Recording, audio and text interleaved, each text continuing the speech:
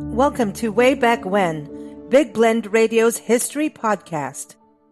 So welcome, everyone. Today, we are very excited to welcome Eric Jay Dolin to the show. He's a best-selling maritime historian and the author of a number of books, including Left for Dead, Black Flags, Blue Waters, and Leviathan, The History of Whaling in America. Now, he is based out of Massachusetts, and we know so much history comes out of there and what happened in those waters.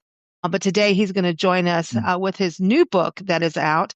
It's called The Wreck of the Mentor, a true story of death, despair, and deliverance in the age of sail. You can get it now. You can also go to his website, ericjdolin.com. Of course, that's linked in the episodes, but welcome to the show. How are you, Eric? I'm fine. Thanks for having me on. Appreciate it. It's great to have you here. And this story, how did you, obviously you do all these stories and write all these books on maritime history, but I've never heard of this ship, the Mentor. Many maritime, history lovers probably do know about it. I think it's a good, name for a ship. But how did you stumble on this and decide to dig into this history? Because this is some deep history. Yeah, well, actually, I bet most maritime history lovers have never heard of this story. For example, I had never heard of it before. Way back in about 2007 when I wrote this book, Leviathan, The History of Whaling in America, because the Mentor is a whale ship that left from New Bedford. So while I was working on that book, almost 20 years ago, boy, I came across the story of the Mentor, but the story didn't fit into the narrative of that book. So I forgot about it for a while. And then you fast forward to 2024, when one of the other books you mentioned, Left for Dead, I wrote this book called Left for Dead, which is about 5 men who were intentionally marooned on the Falkland Islands during the War of 1812. And that story has a shipwreck in it. It also has people being on a very remote island, far away from home, under incredibly dire circumstances. So it sort of dredged up the memory of the Mentor story for me. And after I finished Left for Dead, one of the most difficult things that at least this writer has to do, maybe other writers have it easier, I don't think so, is finding a topic for a book, because there are a lot of topics that you want to write about that have already been written to death. There are other topics, well, there's not enough primary material to really write an entire book. So when the Mentor popped back into my head and I did a deeper dive into the materials that were available to tell the story, I was hooked. I thought it was a great story, and I thought there was enough material there for me to tell it in an entertaining way. So that's how the book came to be. Yeah, and it reads like fiction. That's the thing. You know what I mean? And that's what Nancy, my mom, was talking about, and she read a really cool review. She was like, I always tell them, no, they should make this into a novel, but we don't need a novel with this. This is like, and also what I love is that you've got maps and photos and pictures in throughout, which really ties you to understand, this history back then. And you've got to think they didn't have what we have today. I always do that in history because we sometimes look through the lens of today when we shouldn't, when we didn't have the tools. They didn't have the navigation systems that we have today, Absolutely. It was a totally different era. The age of sail is one that I write about a lot. It goes way back, depending on how you define it. Most people sort of go back to the late 1500s, early 1600s, and up through the mid to late 1800s when steamships come in and iron ships and steel metal ships. So it's just a great era to write about, but it's not that long ago. The Mentor was 1832. That is a while ago, but it's sort of a blip in history, yet the world was totally different. Once you took off on your ship from the port, in this case from New Bedford in July of 1831, they were out of touch with everybody but the people on the ship. And the only time they got any news about the outside world is when they occasionally stopped in ports to refill their water or get some food. And then, of course, they crash into Palau, and they're thousands and thousands of miles away from the United States, but they're also away from everybody else, and they're on their own. And it takes quite a few years for people to figure out what happened to the Mentor and the people on board. So in today's day and age, when you have a cell phone or the internet and communication is so seamless and everybody seems to know where everybody is all of the time. This is an era not that long ago, but so alien, almost difficult to understand. And also, I mean, this is like a whole other world on Palau, to what we know here in the States back then. And what's interesting too, it shows when it's kind of like the Lord of the Fly, how leadership goes crazy and who's going to Right. follow who or believe who. And so you crash, right? And so maybe you give everyone a little overview of this, of what happened when they crashed, because it was like, it kind of reminds me of the Poseidon, like who's going to go to the top of the ship and who's going to sink, and Right. how people choose who to follow. And some people just won't accept change that has to happen immediately to survive. Yeah. Well, the ship sank in May 21st. It crashed into a reef of 1832, and there were 22 men on board. They ranged in age from about 15 to 32. The captain was a 31-year-old guy named Edward Barnard. So in the law of the sea, so to speak, both informal and formal, the captain's authority sort of ends when a ship crashes. So he was a pretty good captain, and a lot of people, wanted to listen to him. But what happened immediately is the crew sort of splintered. It's in the middle of the night. The storm is still raging. It's clear that the ship is done for. It's never going to sail again. They have a number of whaleboats on board, which are just basically 24-foot long boats, open boats with oars and a sail. And the crew splintered. The first mate, the guy underneath the captain, he decided that he wanted to leave the ship and he would be safer on a whaleboat, perhaps finding land nearby. And 9 other men joined him. They lowered the whaleboat from the Mentor. It made it beyond sight of the Mentor, but as the remaining men on the Mentor discovered the very next day, all of those people, the 10 people who left on that first whaleboat, were never seen again. They died. They found their whaleboat the next day empty. So that's the first 10 people. Then Captain Barnard says, I don't want to stay on this ship until the morning. It may break apart. So he decides to get on a whaleboat, and 3 other men join him. But Barnard was worried about not surviving if the whaleboat were to turn over in the rough waters. So he had a rope tied around his waist, and the other end of the rope was tied to the Mentor. So he got into a whaleboat. 3 other men got in. As they were lowering the whaleboat into the sea, a giant wave came and smashed the whaleboat against the side of the Mentor, destroyed the whaleboat, pitched all 4 men into the water. One of them drowned immediately, and the 2 of them were good swimmers, which was really unusual for this time for mariners to be good swimmers, but they were able to swim back to the Mentor and climb up the rigging onto the main deck. And then Barnard, turns out he was pretty smart to put a rope around his waist, because he was pulled almost 100 yards away from the ship before the remaining men on the Mentor were able to reel him in like a fish using the rope wrapped around his waist. Wow. So he made it back. So literally within hours of the crash, half of the men on board, 11 men, are dead. And the other 11 men, and that's just the beginning of the story. I mean, as you know, over the next 4 years, I mean, this is a story that spans quite a bit of time. There are vicious attacks. There are displays of kindness and compassion. There are collisions between Palauan culture and Western culture. There's an open ocean voyage. There are escapes, periods of starvation, a murder, fraught negotiations that nearly end in bloodshed. There's a naval rescue mission sent by President Andrew Jackson. And then there's the after story of the people who ultimately survive, because I'm telling you sort of the rough story, but 7 out of the 22 men ultimately survive and make it back to the United States. And some of them have interesting stories after they return to the United States, and I tell those as well. I think this has to be a movie too. I do. If I had to listen, my mother would love to hear this. It would be. She always talks about, are they going to make one of your books into a movie? I've had some interest expressed in the past. Nothing has happened. I'm not holding my breath for this, but yeah, I think it would be a great movie, very dramatic. But it is where, fact beats out fiction for sure. One of those stories, and to really span years, right? And then how they had to work with the Palauans and So that's what I want to touch on too.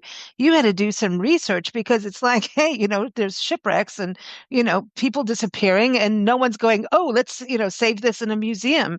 So how did you actually get all these stories together? That to me, you went down a giant rabbit hole. Yeah. Well, fortunately, what you find in history, it's amazing how many people want to share their story when they've been involved in something that is quite unusual or dramatic. And fortunately for me, one of the men on board the ship who survived, a guy named Horace Holden, when he got back to the United States, one of the first things he did is write a fairly extensive book on his experience. He wanted to earn some money because he was bankrupt, but he also wanted to incite action and get the government to send a naval rescue mission. So there was that source. Then the captain of the Mentor, he wrote a very detailed manuscript of his time in Palau, but he never published it. It disappeared after he died in 1844, and it was discovered again in 1979 in the bowels of what used to be the Kendall Whaling Museum and now is the New Bedford Whaling Museum. So that was published by the museum, his account of what happened. Then the Naval Rescue Mission, there was a lieutenant on board who was a really good writer. And when he came back, he wrote 4 massive articles that if you put them together, they're equal to the size of a book about the rescue mission. And he also talks about what happened before the naval ship got there. There were hundreds of articles in newspapers in the United States about the Mentor. There are very few oral histories about this time from the Palauan side because they didn't have a written history. So that is a problem. And that is one that I mentioned at the very beginning of the book. I say that authors can who write about these eras, who write about Indians in America or any natives in the Pacific or the Atlantic or wherever, where one side has a written history and the other side just relies on oral histories that are often quite spotty. The historian can decide, well, you can't tell the story because you don't have the other side's input as fully as this side, and don't tell the story at all. Or you do the best you can with the material you have. And I thought there was enough material from the Palauan side, both books and articles published by Palauans, by Palauan experts, some contemporary accounts. And I feel that I dealt with that side of the story in a respectful manner. I know some Palauans who have read the book and they've enjoyed it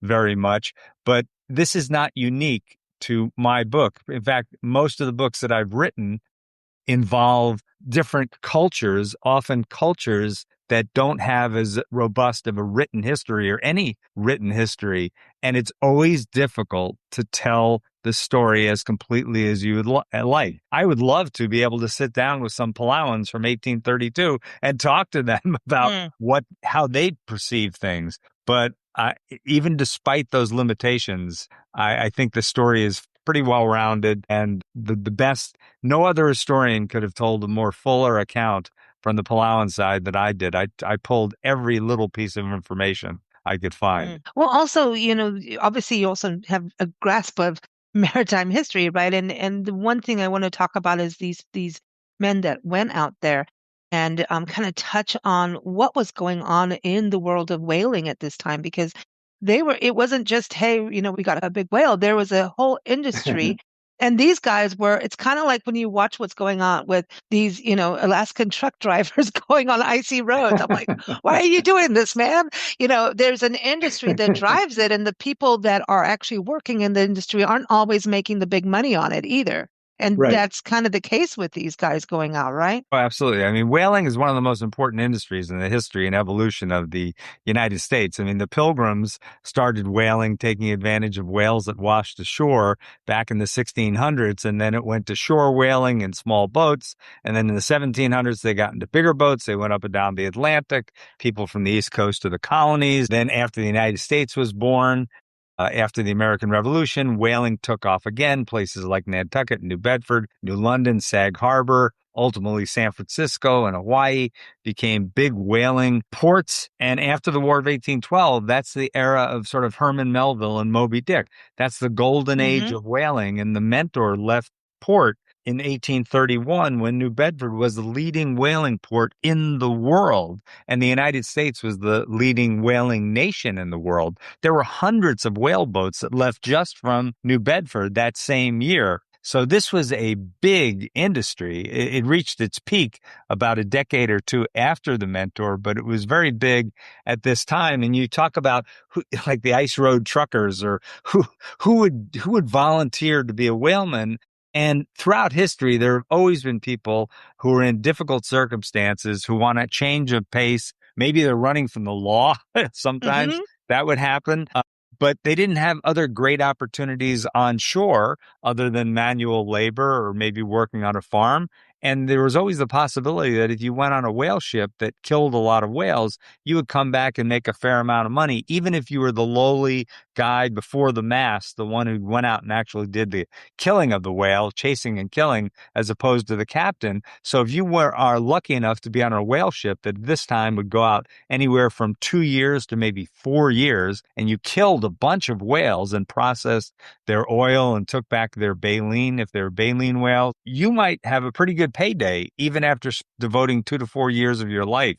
But unfortunately, a lot of whaling voyages went out and came back with not much to show for their efforts. And sometimes people even came back after being away for 2 to 3 years in debt to the land sharks, they used to call them, the people that outfitted the sailors before they left, giving them credit to buy the stuff they needed in their sea chest. So it's all over the place. And what happened during the Golden Age, there were so many whale ships. Ultimately, there are almost 730 whale ships in the United States alone. That's a huge labor force that you need to man those ships. And I say man because there was only 1 or 2 instances of a woman on board, other than the wives of the captains. So when you have such a need for a big labor force, and when the country in the 30s and 40s and 50s, there were more and more opportunities on the land side, it became ever more difficult to get a crew together. So you would accept less qualified people, including green hands. An awful lot of people that went whaling in the 1830s, 40s, and 50s had never been on a ship before, much less a whale ship. And Horace Holden, the guy who wrote the book, when he got back, he actually was a farmer in New Hampshire whose family had come on very difficult times, and he had heard the stories of the whaling voyages where they killed a bunch of whales and made a lot of money. And he said, I'm going down to New Bedford and I'm going to sign on for a whaling voyage. And he did. And this was a heck of a first voyage for him to have. Oh my God. It's crazy. And at the same time, like, okay, right now America just celebrated its 250th birthday. So we're going to have stories going the stories have been going for the last year, but like now we're a year into it. And I think this is definitely the whaling industry is really a huge chunk of what has to be interpreted and talked about when we look at the makeup of our country. When you talk about going back to the Pilgrims, I don't think anyone's really talked about that much, about the Pilgrims being in whaling. I had no clue about that. It's all these different stories, but at the same time, this story also shows, a cross-cultural exchange as well, which I think is also important to bring up. Oh, absolutely. And the Mentor crashed in 1832, but an important part of the book is what happened before then. Going back to the 1600s, there were minor contacts between the West and Palauan society, mainly in the form of missionaries, Catholic missionaries who wanted to convert natives in the Pacific to Christianity, to Catholicism. So that's an interesting part of the story. Perhaps the most interesting piece of the story that takes place before the wreck of the Mentor is 50 years earlier in 1783, a British ship, the Antelope, crashes off Palau.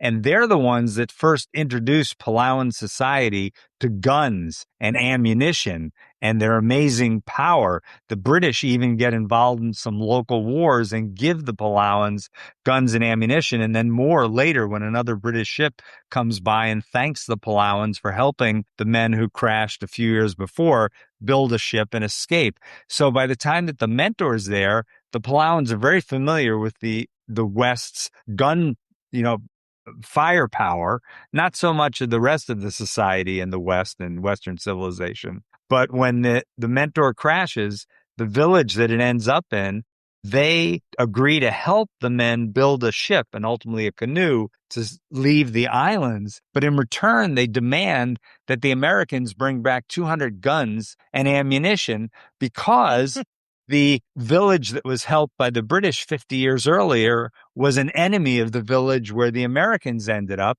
So the other village got guns from the British. So this new village said, hey, you Americans, you're not British, but you can bring us back guns so we can go attack that village that vanquished us 50 years earlier. So it's an Wow. one of the things about writing or reading about the West and its impact on Pacific Islanders throughout the ocean. I mean, there were many, many islands that were inhabited. It's invariably a sad story because not only is there the introduction of guns, which changes the balance of power in many of these communities, but there's also the introduction of alcohol and the introduction of diseases. So there's hardly an island in the Pacific during the 1800s and even the late 1700s that isn't severely impacted by the onslaught of the West, all these merchant vessels and sometimes military vessels going into the Pacific, pursuing their goals, whether they be to protect the country or kill whales or kill seals or do some other kind of fishing. So it's a sad part of the story. And in the epilogue, I talk a lot about what happened to Palau after the Mentor. And basically Palau, this wonderful archipelago of 340 islands, which had a very vibrant and strong culture before Western contact, slowly degraded. There may have been 20 to 50,000 Palauans when the Mentor was there, but by the end of the 1800s, there were only about 4 to 5,000. And other countries just used Palau as a pawn. First, the Spanish took it over, then the Germans, then the Japanese, and then finally the United Nations oversaw it for a while. And it wasn't until 1994 that Palau became a republic and finally had a direct say in their own destiny. So there are a lot of elements of this story that echo in other places in the Pacific, but the details of this story are unique. This is I've read about and I've written about a number of maritime tragedies and stories, and this is one of the most amazing. It is epic. I mean, and you think about how many, how the world was, the world dominance, right, was going on with England and like Spain. I mean, even look at, Right. what's his name in his Golden Hind? Francis Drake. Yeah, how he was not a nice guy, but how him and like the war with the Spaniards with him. And I always look at how when he crashed off the coast of California and wanted to claim that, I mean, the new Right. Albion, I think is what he was calling it. Yeah. Just like, I'm going to claim this for the Queen. And the Spaniards are like, oh, no, you're not. And the indigenous people are, no, you're not. It's just this, yet I don't know, that whole era of there was dominance over land, but it was also the oceans were a huge part of it. And I think we forget that too, is like these people went out in territory that we don't know. And there's whales and there's sharks. There's like, man overboard is not funny, No. It was a very dangerous profession, but you're absolutely right that when it came to exploring the world during the 1700s, 1600s, 1800s, Western nations, and I'll include, United States, England, France, Spain, they were not particularly kind to any of the natives they encountered. They had a very condescending view of native cultures because they were very, just because they didn't have the same advancements as the West, they thought that they were somehow savages, which they weren't. They just were different points of development, but they had very rich cultural, characteristics and societies, vibrant communities. But the West and these ships and the military and the merchants, they really acted like they owned the place, basically. And in many cases, they just took over places where they landed, totally disregarding the people who had lived there for hundreds of thousands of years. I mean, it's such a common story that everybody who's listening to this knows it. It's obviously the story of the United States and Christopher Columbus coming over and thinking it was India. Boy. And then, claiming, or Amerigo Vespucci, and all these people coming to these places that were inhabited for tens of thousands of years and just saying, okay, this is ours now. Right. But there's also, in this incident, the cross-cultural part of it is also trust. And that happened in Hawaii. I mean, look at Captain Cook, how he died. And that was over just, hey, they're doing this. Now we're going to kill him, And and how he came with his people at the Hawaii. I mean, that was a horrible crash, but the king, Yeah. I mean, the king was saved by his wife sitting on him. I mean, I think that's pretty epic, like Yeah. part of that. So sorry, that is just a cool story in history about how the Hawaiian king, his wife sat on him and like, you will not take my husband kind of deal.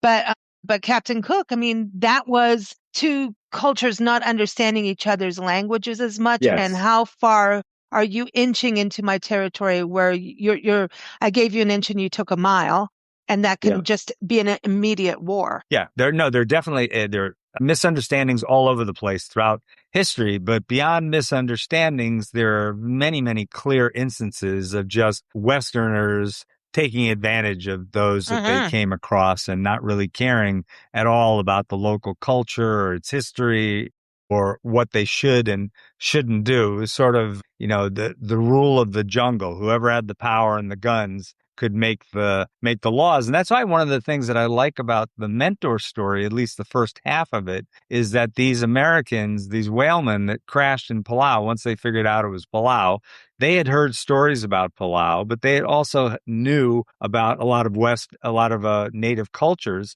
and their attitude towards the Palauans at the beginning, not only because of how they looked, they were largely naked. They had tattoos all over their bodies.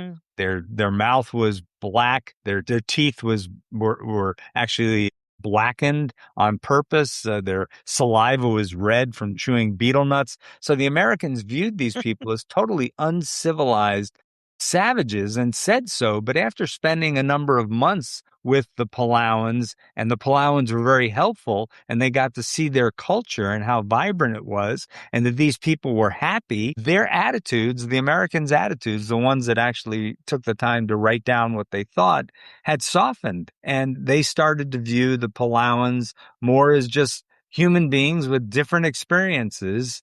I don't say the condescension was totally gone, but that was a little nice part of the story that, contact between individuals often leads to friendships. And you could see that today's society, we're all in different countries, but so many times when people from a country visit another country and meet the people there, they have a totally different perspective than it's just, America versus X or whatever. People around the world are people. They want to have fun. They want to talk. They want to talk about their families, their experiences. And, we even saw a little bit of that with the World Cup that's going on.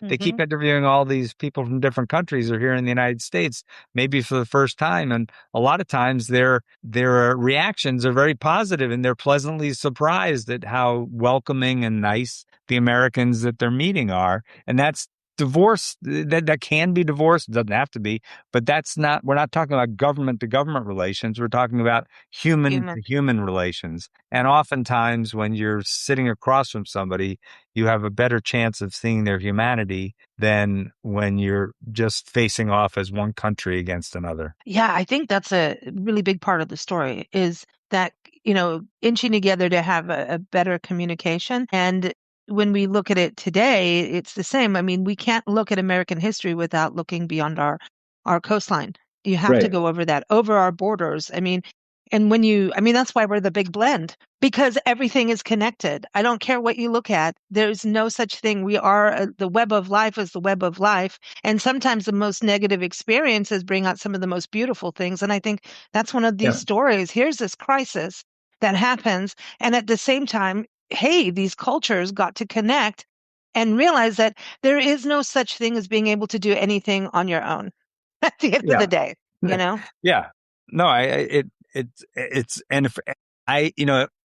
lot of times in a lot of the books that I've written, that's exactly what comes through is you have these discussions or interactions between individuals that are very uplifting and encouraging, and you want to think the best of people from all different cultures. So it's nice when you find those stories, because the other part of history, I'm an historian, but my undergraduate, master's, and PhD are in biology and public policy. I just got into history many years ago because I just love telling stories, and I've now written 17 books. So I am an historian.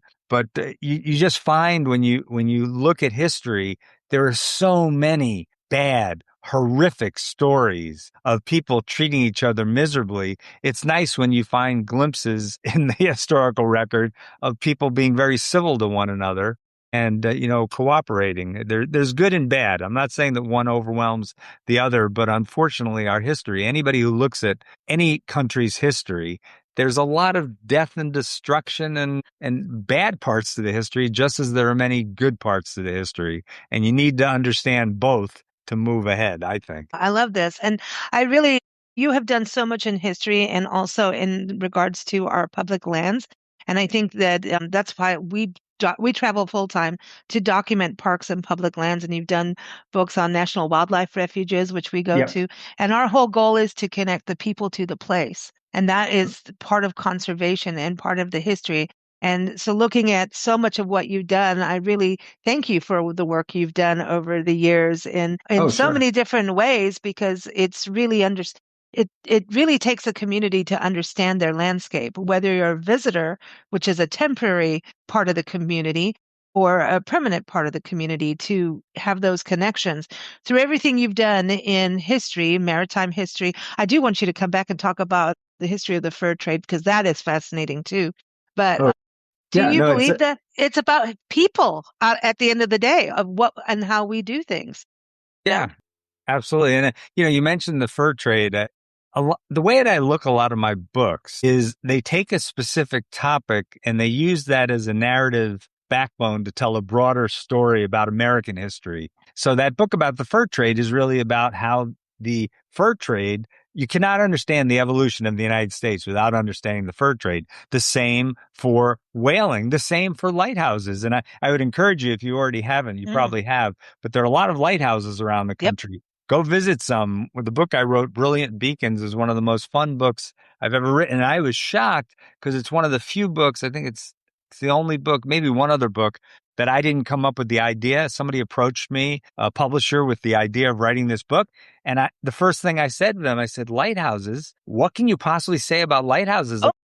I'd only been to one or two. So I took a month to research lighthouses. And then I discovered they are so critically important and they involve so many things. Yeah. I have a whole chapter on the American Revolution, the Civil War, World War II.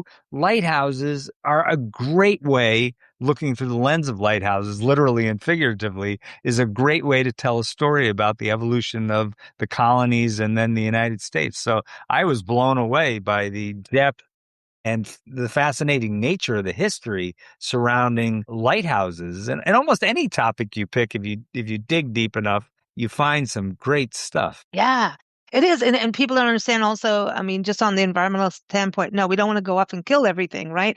But at the same time, it was this same thing as whaling, is that history of trying to, make some money, not necessarily be a huge rich person, but hey, my family needs food on the table. What am I going to do? Especially just like what you're saying, and so many people ended up in the military that way too. Hey, come out of a bad family situation or even out of the Dust Bowl, and hey, this is a way I can do things. I do, before you go, want to say I do have a pitch for your next book, since you're saying you look for new stories. And one of my favorite stories is of Cabeza de Vaca, who landed in Galveston. And so I would really appreciate you to write a book on that, just, overnight. Well, no, well, thanks. But you know what? I think there have been a couple of books written about that. In fact, one, you might want to look it up. It's a guy that I used to know. I haven't seen him in a while. A guy named Paul Schneider.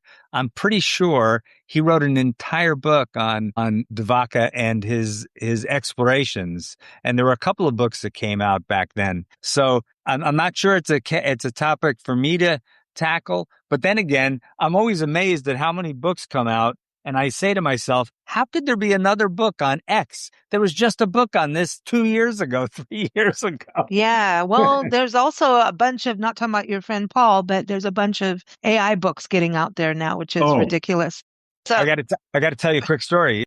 My most recent book, The Wreck of the Mentor, which we're talking about, obviously, the week that it came out, I was looking on Amazon and there was another book that popped up called The Wreck of the Mentor, about the same story, and my publisher ordered it. It's a AI slop book, and they have this problem a lot. Whenever a book comes out that does pretty well, and I had a lot of buzz about this book. Yeah. People create a fake AI cover. They basically scour the internet for information. Who knows? They may have even had a advanced review copy of my book, but it's a much shorter book, but it basically tells the same story. I haven't read it. I've read a couple of pages of it because they asked me to look at it to see if it was stealing directly. I said, well, it's not stealing word for word, but it's the same framework for the story.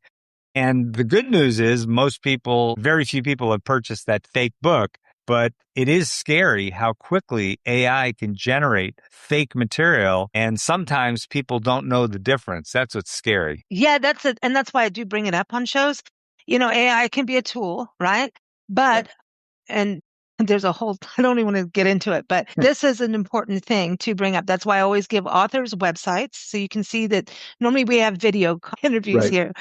But if you go on Eric's website, go to Eric Jay Dolin, it's Dolin, ericjdolin.com, you will see Eric's face. You will see all the books he's written.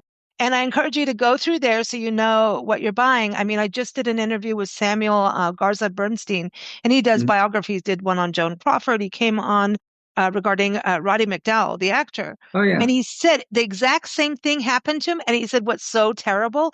And he refuses to buy it. He's like, his publisher can buy it. I refuse to purchase this. Right. He goes, the front covers had an AI generated photo of Roddy McDowall that doesn't even exist. No, That's how bad it is. It is. It's scary. And that's a big issue in the publishing industry, is trying to figure out how to deal with that. So yes, and it's not going to get easier. It's going to get harder. Well, we'll just always keep saying, everyone, this is the real book. So please go get it. Thank you so much for your time and for writing these stories that really, it does tell an American story, but it also tells a story of international relations, which I think is a beautiful thing. It, starts with a crisis and death, which is sad, but this really is a story that I think it resonates with today in a way. Yeah, I believe. Yeah, I think so. A lot of people will put themselves in the position of the characters and say, what would I do under those circumstances? Which is always tricky to decide. It's like I've written books about the American Revolution. I often think, if I was back then, would I have fought for my country? What would I have done? How much, it's hard. You can't really do an experiment like that, but it's fun to daydream about it. But thank you for having me on. I really do appreciate it. And I'm envious of you and your mother's travels around the country. Done a lot of wildlife refuges, and they are, we talk about the National Park Service a lot in our public lands, but National Wildlife Refuges, I mean, if you're into bird watching and stuff, they are some of the best places in the country to experience that, and I think we've done more wildlife refuges than national parks, actually. I don't know, it's hard, but they all connect back to history, which is why they're so important to protect these public lands. As the environment, but also the human history is in every single one. So thank you so much. Thank you. I appreciate it. Thank you for joining us here on Big Blend Radio's Way Back When History Podcast. Keep up with us at bigblendradio.com.